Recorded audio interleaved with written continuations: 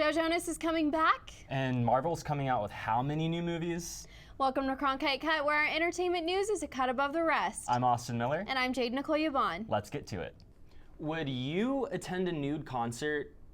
What if it was being hosted by your favorite former Disney Channel star, Miley Cyrus? Miley is supposedly holding an all-nude, audience-included concert on her Miley Cyrus and Dead Pets tour that she announced on Saturday Night Live on October 3rd. The audience, the band, and Miley are all going to be naked with milk, well, white stuff that looks like milk, according to Wayne Coyne, the lead singer of the Flaming Lips and longtime collaborator with Cyrus, noted on Instagram. What do you think? Will you be on the audience? You may have heard that Lamar Odom has been in critical care since he was found at a brothel in Nevada, unresponsive after reportedly using cocaine on Friday. Some sources reported that he was doing a little better and that he's communicating more than he has been in the past week. Body movements, including eye-opening, has been reported by some sources, but doctors have made it clear that the movements were unfortunately involuntary.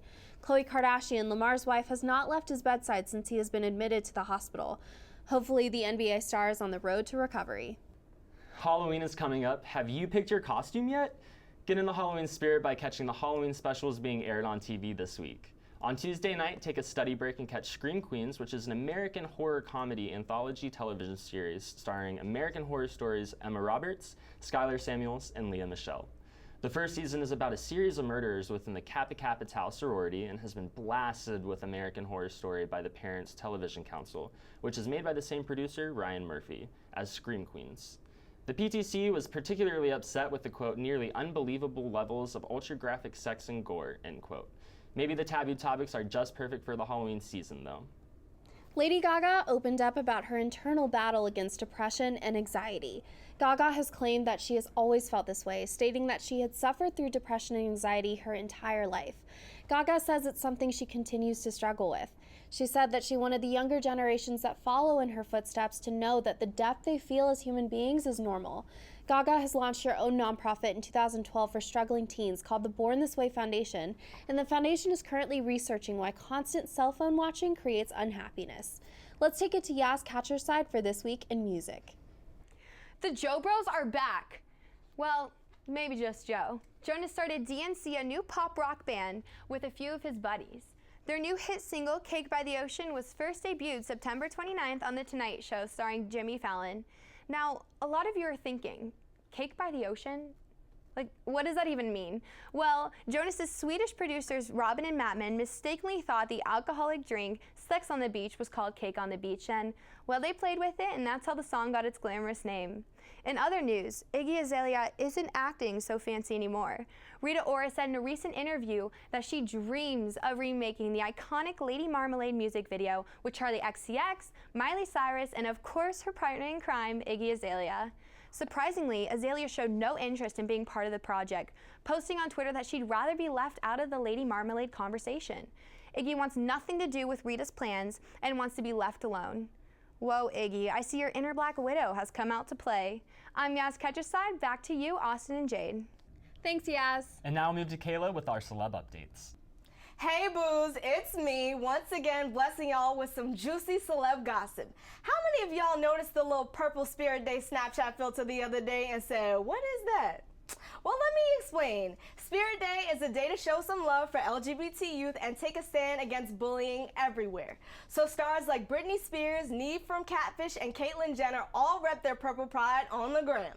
No joke, even Monica Lewinsky was working a purple blouse. But anyway, the main message of the day is just stop the stankiness and be kind to one another. That's all.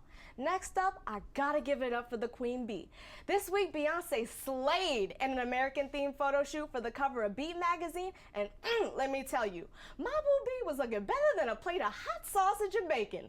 Instead of America the Beautiful, how about the remix, Beyonce the Beautiful? I'm Kayla King Sumner, back to you, Austin and Jade. So I don't know if you remember reading the Goosebumps books when we were younger, like 3rd, 4th grade, but they're coming out with those movies this week. Do you think you're gonna go see them? No, I remember reading the books when I was a kid, but I don't think I'm gonna see them. I saw Jack Black was in it, and like I like a good scary movie, and it's just hard because I know like Jack Black's a really good actor, but like I can't take him seriously. I can't. So I don't Yeah. know. Well, they also have another scary movie coming out. It's called Crimson Peak, and I've seen the ads on like YouTube and stuff, and it looks super scary. Yeah. So with more on movies, we're gonna head to Brandon. If you thought the Marvel Cinematic Universe's upcoming film slate wasn't complex enough already, well then you, sir or ma'am, are in luck. At New York Comic Con, Marvel dropped a number of news stories. The biggest one was that a sequel to last summer's Ant-Man titled Ant-Man and the Wasp will hit theaters in 2018. Essentially, Marvel's schedule for the near future is the same, but things get a little bit tricky around 2018. Black Panther has been moved up 5 months to February 16th, and Ant-Man and the Wasp will be released on Black Panther's previous release date of July 6th. Unfortunately, this does mean that Captain Marvel has been moved back to March 9th, 2019, which is going to piss off everyone. And to top it all off, Marvel announced 3 mystery release dates for May 1st, July 10th, and November 6th of 2020. That's planning ahead. To make sure your brains don't explode, we'll link the official schedule in the description below, done over by the guys at ScreenRant.com. In other news, after James Wan decided not to return to the Fast and Furious franchise, many speculated who would take his place for the 8th installment. And now, Fast and Furious 8 has found its director. Straight Outta Compton director F. Gary Gray has confirmed that he will direct the project. He announced via his Twitter that he, quote, "can't ask for better partners than Vin, Neil, and Universal Pictures. Excited to bring you the next chapter of the #Fast Family Saga." Fast and Furious 8 is scheduled to begin filming next year, with Vin Diesel, Tyrese Gibson, Dwayne The Rock Johnson, and Ludacris reprising their roles from the previous films, and Jason Statham and Kurt Russell rumored to be coming back from the 7th one. I'm Brandon King. That was your movie news from this week. Back to you guys. Thanks, Brandon. Thanks for joining us on this week's Cronkite Cut. Be sure to follow us on Instagram, Facebook, Snapchat, and Twitter at Cronkite Cut, and visit us online at cronkitecut.weebly.com. We'll see you next week. I'm Austin Miller. And I'm Jade Nicole Yvonne.